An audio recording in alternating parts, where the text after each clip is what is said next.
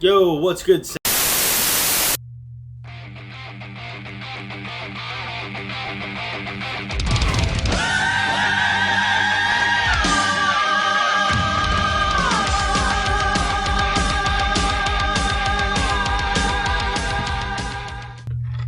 Romulus 3 virtual world. More like schmirl, schmirl, schmirl, schmirl, schmirl. Am I right? Am I right? How about that McDonald's food, though? It's so good, you'd be suspicious. Am I right? Am I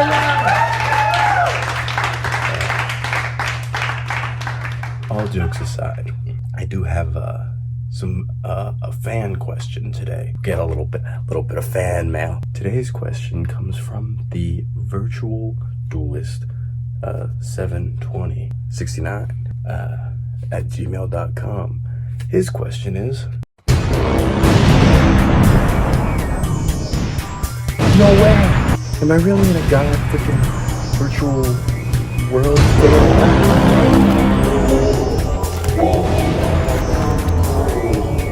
And now a word from our sponsor.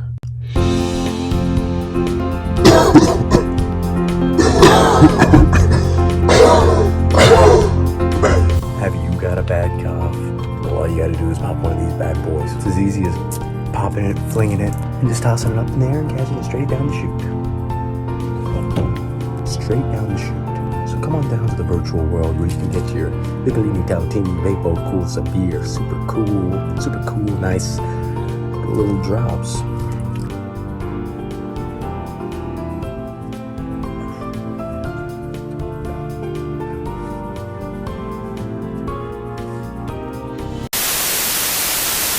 Alright, what's going on, Simps? We're here with Mr. Kevin Rodriguez. He was my final round opponent, my round 5 opponent. We ended up drawing, but he's playing the virtual world list. It's something that, people really aren't playing too much anymore, so I definitely wanted to get the profile from him. He's been on this for a while now. Pretty much, like post-VFD. I don't know if he played it pre-VFD, but no. Like post-ban, he's been on this list. So take it away, Kevin. Yeah, sure. So yeah, I played Virtual World. It's basically, I think, the best budget deck if you just don't want to spend too much money. Lulu and Shen are the only real expensive cards, and if you have staples, it's probably the best tier 2 deck that's not going to get hit. And Shen and the trap card is just kind of oppressive. Shen was bullying me the whole entire game. So we'll get into it. It's really cookie cutter and actually rather cheap. So again, that's why I played it. So 3 Lalo, 3 Lili, 3 Gigi, 3 Lulu. Shoutouts to the 4 and core because cheap 4 and stuff. Basically, you play all the ones that reveal from hand at max because you want to see one of them in every single game. And then 2 of the Nyan and 1 2/2. You could cut the 2/2, but it comes up in every now and then to have the extra body come out, or just as like a level 6 option. Yeah, it seems good as a recursive play. Yeah, so you're playing the 15 names. That's how you always played it. I think you have to play it. Right, that'll never change. Unless they give you a new for sure something else. For hand traps, we played 3 Ash, 3 Droll, and then 3 Ruler for your going second cards. Ash is just generic, Droll, Dry Tongue is the format. Beats everything right now. And Dark Ruler is just Dark Ruler. So I feel like these are the best 9. You could play more, but then you open hands that are kind of wonky. So I feel like these are the best 9, but realistically they kind of be what it is you need for the meta. Right, yeah. But yeah, you're right. You do need virtual world cards still, so. Yeah, you still have hands where you open like no reveal hand effects, and you're like, well, set pass, and you're like, oh, this sucks. But like, it happens. For the virtual world spells, just 3 and 3. They do everything that you want. Searching, setting from deck, they're good, and you have to play 3. Really nothing else to say. For just generic draw power, 3 desires because we always want to draw cards. And upstart because 39 cards, and setting it to activate Ultimate Open is kind of key, so you get an extra card. But you must have a copy Road to the King. Always hoping. 39 is best. No, 39 is best, I agree.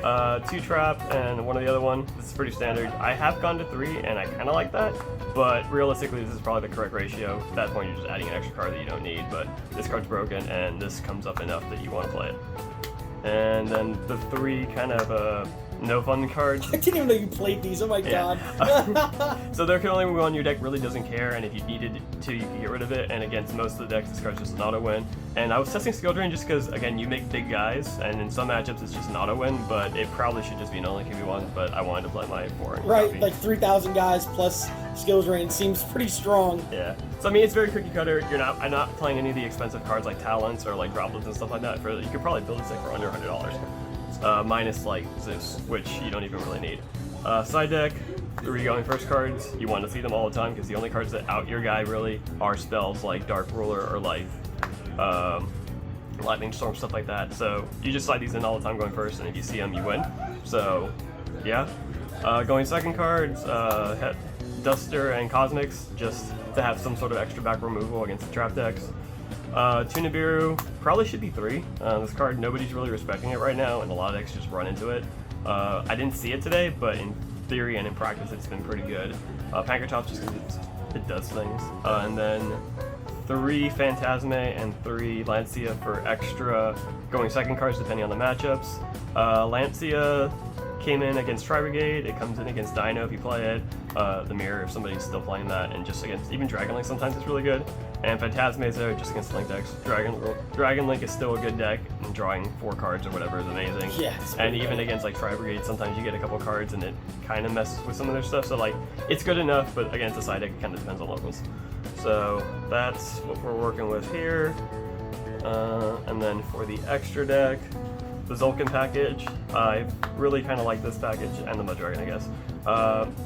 The Crystal Ring is what it is. The Mud Dragon, I'm playing Dragoon right now, but honestly I might go to Caligga, because there were a lot of games where Caligga plus Trap or Caligga plus Crystal Wing seemed... Yeah, I mean, they have one attack, one effect, and you right. get Crystal. Against Drytron, I think Caligga's a little bit better, because they have to basically open the spell card, or it's like, I think one other one, something's attack one. A lot of times that's really enough.